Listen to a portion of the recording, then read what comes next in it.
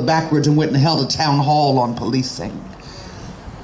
Those were the conditions that we were living under here at that time. So we were in the streets nonstop. I mean, people really were sick of us because any given day, you didn't know what was going to be shut down. I think that was the year we stopped the Oakland City Council from passing a budget. There's a reporter that was really mad at me about that too. I won't say his name. You could guess. You could guess. Was worried about the budget and not the bodies. Right after that, Celeste Guap had the courage to come forward and tell her story, which was she had been raped and trafficked by 14 law enforcement agencies across the country, including the Oakland Police Department.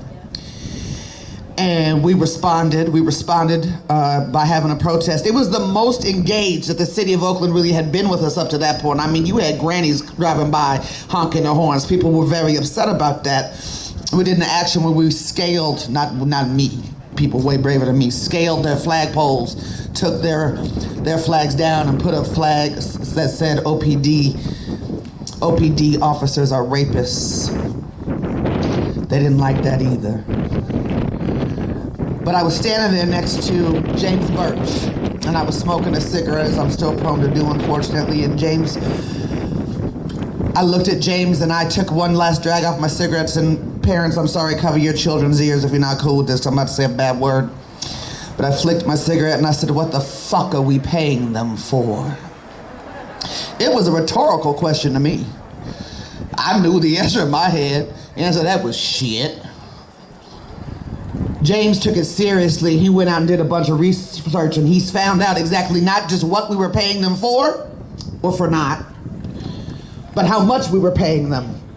And that, y'all, is how we realized that they were receiving over half of the general fund. And that is where defund demand came from, because we immediately said we want half of your money. And the first demand was 24/7 services, mental health services for our people, because they did not, and by the way, Stephen, still with macro, do not exist here.